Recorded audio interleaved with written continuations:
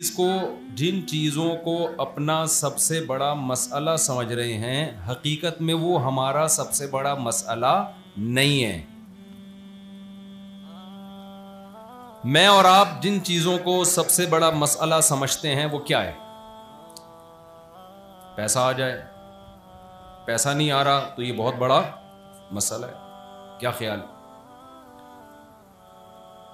یعنی بچے کی پیدائش سے پہلے جو مسئلہ شروع ہو جاتا ہے نا ماں باپ کے لیے، وہ یہ کہ کھلانا پلانا، اس کی اسکول، یہ ساری ٹینشنیں ماں باپ لینا شروع کر دیتے ہیں۔ اسی وجہ سے پیدا بھی نہیں ہونے دیتے کہ یہ پیدا ہوگا تو اسکول کے مسئلے ہوں گے تو پیدا ہی نہ ہونے دو، ایک آدھ کافی ہے کمپنی کی مشہوری کے لیے۔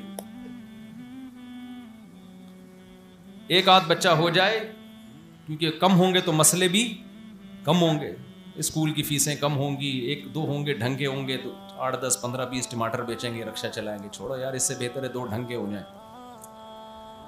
تو یہ مسئلہ وہاں سے شروع ہوتا ہے، پیدائش روکی جاتی ہے، کیونکہ مسئلہ سب سے بڑا سمجھا جاتا ہے پیسے کو، ایجوکیشن کو، صحت کو۔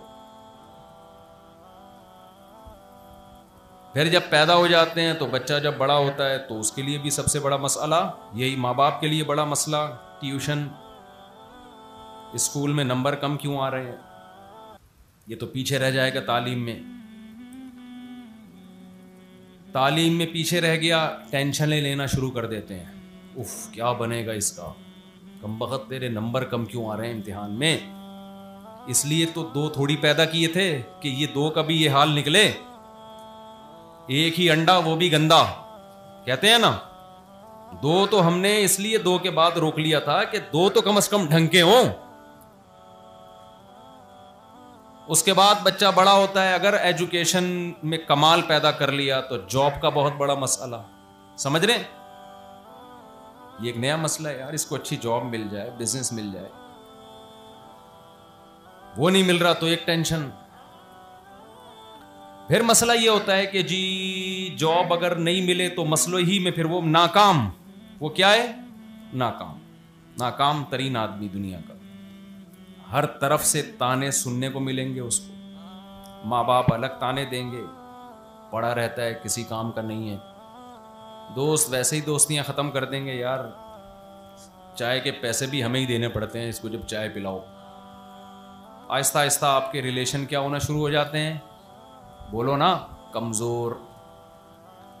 اور اگر آپ کے پاس پیسہ آ گیا تو مسئلے بھی ختم نہیں ہوئے، جب پیسہ آیا تو پھر آپ کی شادی ہوگی، شادی کے بعد ایک نیا مسئلہ، بیگم کنٹرول میں ہی نہیں ہے، 20 قسم کے بیگم کے مسائل، ماں سے تمیز سے بات نہیں کرتی، یہ کرتی ہے وہ کرتی ہے وغیرہ وغیرہ۔ شادی کی خوشی 1 آدھ سال کی ہوتی ہے، اس کے بعد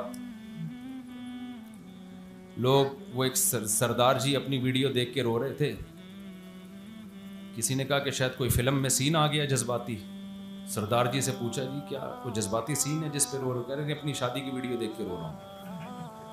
فری ہو جاتا ہے انسان۔ پھر اولاد ہے، پھر اولاد کے مسائل، بھائی اس کو پالنا ہے، اس کی فیسیں، مہنگائی، یہ مسئلے چل رہے ہیں نا۔ اور جب اس اسٹیج پہ انسان پہنچتا ہے تو آگے مسائل کی ایک دنیا کھڑی ہوتی ہے جس کو بڑھاپا کہا جاتا ہے۔ جس کو کیا کہا جاتا ہے؟ اب یہ مسائل نہیں ہے، اب تو مسئلہ یہ ہے کہ شوگر اپ اینڈ ڈاؤن ہوتی رہتی ہے۔ وہ سارے مسئلے جو مسئلے تھے نا، وہ مسئلے نہیں رہے، اس سے بڑے بڑے مسائل پیدا ہو گئے ہیں۔ سر پہ بال کیوں نہیں آ رہے؟ 40 سال کے بعد بال گرنا شروع، پہلے بال سفید ہونا شروع، یار یہ کیا ہو گیا، میرے بال کیوں سفید ہو رہے ہیں؟ حکیموں کے پاس جائے گا، ڈاکٹروں کے پاس جائے گا، یوٹیوب پہ سرچ کرے گا بال کیسے کالے کیے جائیں۔ تھوڑے دنوں میں بال کالے تو دور کی بات، بال ہی نہیں رہتے سر میں۔ آدمی کہتا ہے سفید تھے تو صحیح نا، کوئی ایسی چیز تو تھی جس کو کالا کر سکتا تھا، اب تو وہ چیز ہی گئی۔ اب مسئلہ ہوگا بھائی میرے بال کیسے نکلیں گے سر پہ؟ ابھی بالوں کا مسئلہ ختم نہیں ہوا، کہتے ہیں نا گوڈے جواب دے گئے ہیں، گھٹنوں میں پین شروع ہو گیا ہے، کڈنی کا مسئلہ کھڑا ہو گیا، شوگر اپ اینڈ ڈاؤن ہوتی رہتی ہے، بلڈ پریشر، اس پہ لوگ خوش ہوتے ہیں میرا بلڈ پریشر نارمل ہے۔ یہ بہت بڑی کامیابی ہے عظیم انسان ہے, 50 سال میں اس کا بلڈ پریشر کیا ہے, نارمل. یہ بہت عظیم انسان سمجھا جاتا ہے, بغیر دواؤں کے بلڈ پریشر کیا ہے, نارمل ہے بھائی, عظیم انسان. لوگ اس سے دم کروا رہے ہوتے ہیں کہ آپ کو بہت پہنچے ہوئے بزرگ ہیں, آپ 50 سال کے ہو گئے اور آپ کا بلڈ پریشر کیا ہے, نارمل ہے. یہ بہت بڑی کامیابی ہے.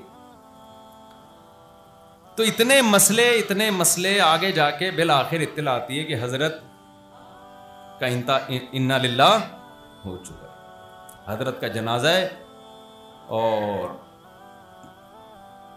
اتنے بج کے اتنے منٹ پہ نماز جنازہ ہوگا. جو حضرات آنا چاہتے ہیں وہ تشریف لے آئیں. اس کے بعد وہ حضرت قبر میں گئے اور نئے حضرت مارکیٹ میں آنا. جتنے بھی ہم جیسے حضرت ہیں وہ سب اسی طرح مارکیٹ میں آئے, اس پروسیس کو پورا کر کے مارکیٹ سے شارٹ ہو گئے. یہ کیا کوئی زندگی ہے میرے بھائی؟ بولو نا. یعنی جس کے مسئلے پورے ہو گئے وہ بھی انجام کیا ہے, موت. جس کے مسئلے پورے نہیں ہوئے اس کا انجام بھی کیا ہے, موت. جس کو بلڈ پریشر ہائی رہتا ہے اس کا انجام بھی موت. جس کا نارمل تھا تو وہ کون سا قیامت کا اعلان کر کے جائے گا, ہے بھائی.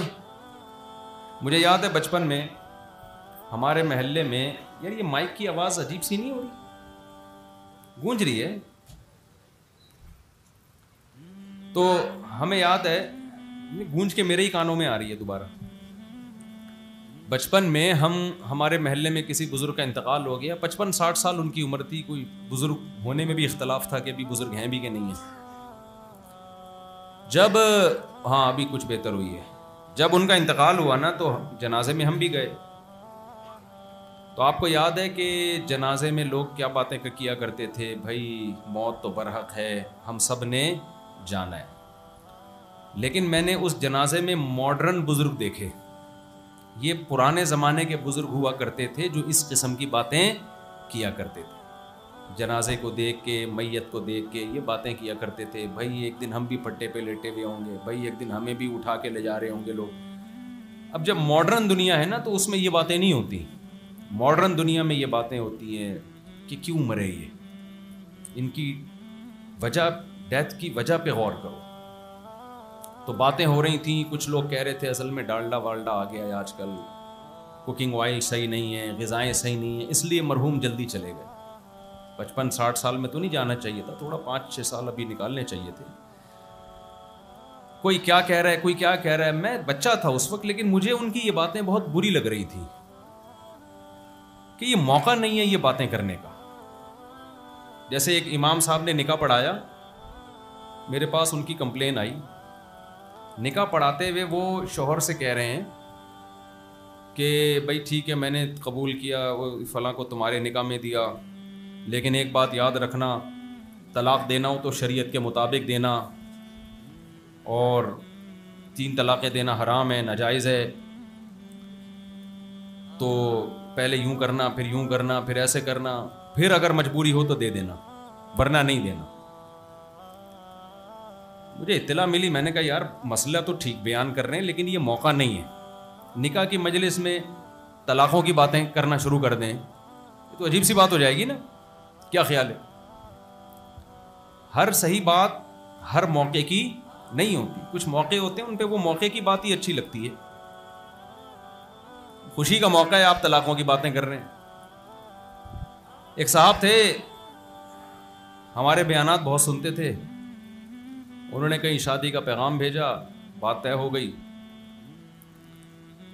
تو خود ہی سے کہہ دیا کہ اگر حالات صحیح نہ ہوئے, میری بیوی سے نہ بنی تو میں دوسری بھی کر سکتا ہوں.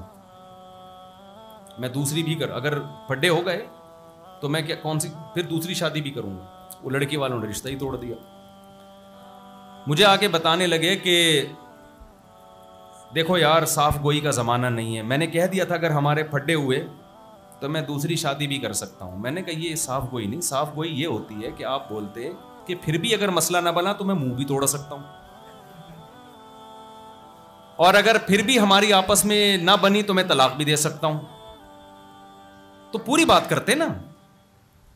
اور اگر خدا نہ خواستہ اس نے مجھے قتل کرنے کی کوشش کی تو میں اس کے سر میں گولی بھی مار سکتا ہوں. اگر مگر لگانا شروع کر دیں تو اس کی تو میرے بھائی ایک بہت طویل فہرست ہے. تو پاگل آدمی, تیری شادی ہو رہی ہے تو خوشی منا, تو محبت کی باتیں کر کہ ماشاءاللہ میں آپ کی بچی کو اچھا رکھوں گا. کوئی پولیو کے قطرے والا واقعہ سنا آپ لوگوں نے؟ ایک بڑا زبردست واقعہ ہمارے پاس.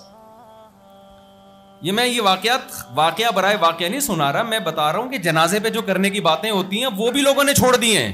وہ ڈالڈے اور دیسی گھی کی باتیں ہو رہی ہوتی ہیں جنازوں پہ کہ کیوں مرے یہ.